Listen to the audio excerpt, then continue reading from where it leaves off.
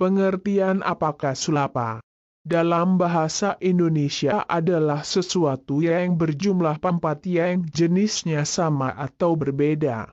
Apakah sulapa adalah formasi yang membentuk sesuatu yang berjumlah 4 baik dalam bentuk segi 4 sama sisi ataupun jajaran genjang? Dalam budaya Makassar sering terlihat wala suci pengantin berbentuk jajar genjang yang bermakna setiap kehidupan baru tidak terlepas dari 4 unsur yang apabila jajaran genjang tersebut dimaknai api, angin, air, tanah baik pada sifat manusia itu sendiri sehingga mempelai bisa saling memahami ketika ada salah satu unsur yang dominan pada dirinya. Dalam budaya Sulawesi Selatan, 4 unsur, api, angin, air, tanah, dikemas dalam bentuk karya seni seperti tarian apa pepepe, lagu angin mamiri, apa loloro rijene, budaya menanam padi ananang ase, serta bentuk wala suaci baruga segi 4 jajar genjang. Setelah melakukan ritual-ritual tersebut barulah mereka berangkat ke medan perang. Dan bagi panglima perang serta petinggi kerajaan, mereka akan mencari 4 unsur yang ada dalam dirinya. Jika salah satu unsurnya hilang, biasanya itu pertanda mereka akan gugur di medan perang. Namun mereka akan menunggu waktu berisi untuk mencari kembali 4 unsur tersebut di dalam dirinya, karena menurut pemahaman mereka bahwa dalam sehari semalam ada waktu berisi dan waktu kosong. Pemahaman ini yang menjadi navigasi dalam ilmu perang mereka. Dalam ilmu keselamatan, 4 unsur, ria apakah sulapa, juga digunakan ketika seseorang ingin melakukan perjalanan jauh, karena semua yang akan terjadi di dunia memiliki tanda pertanda. Contoh, kelahiran seseorang tentu diawali dengan mulas, kontraksi, pecah, ketuban, DLL.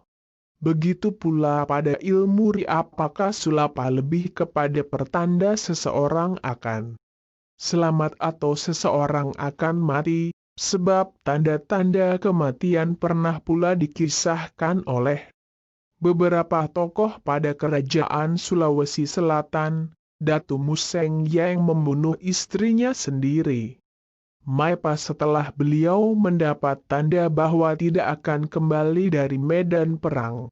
Yang apabila beliau tidak kembali maka Datu Museng tidak rela jika istrinya diambil oleh Belanda.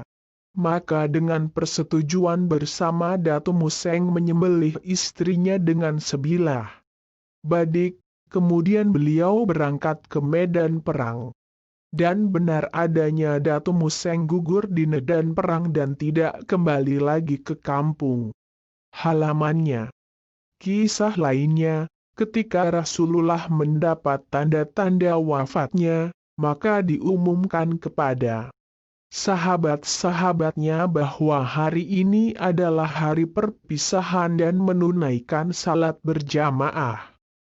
Terakhir kalinya, seluruh sahabat menangis. Jika ada kesalahan saya kiranya dapat dimaafkan.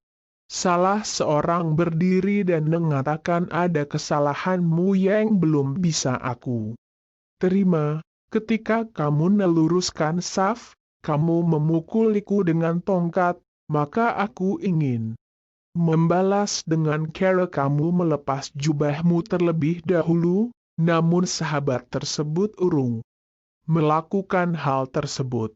Malah memeluk Rasulullah karena ingin merasakan kulitnya bersentuhan langsung dengan kulit Rasulullah SAW.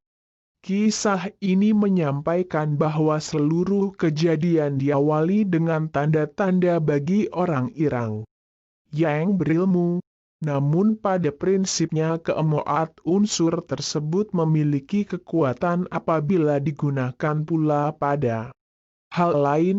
Salah satu contoh pada kearifan lokal masyarakat di Indonesia adalah budaya santet, teluh, guna-guna, pelet, dan lain-lain. Yang mana dalam prakteknya para pelakunya menggunakan keempat unsur tersebut sebagai media dan pintu masuknya ilmu pada diri seseorang. Contohnya, yang pertama, santet yang dibuat melalui makanan yang dimasak dengan api yang udah diberi mantra. Yang kedua, meniupkan mantra melalui angin yang ditujukan kepada seseorang yang berada cukup jauh. Di waktu malam, masuk ke ubun-ubun. Yang ketiga, mantra yang ditiupkan ke dalam sumur yang sebelumnya telah dimasukkan benda-benda dari tubuh seseorang, misalnya rambut, kuku, dan lain-lain, atau memberi minum kepada seseorang yang airnya telah diberi mantra. Yang keempat, menanam material santet di jalan atau halaman rumah seseorang yang sering dilalui dengan maksud agar orang tersebut tidak dapat melangkah lagi, lumpuh,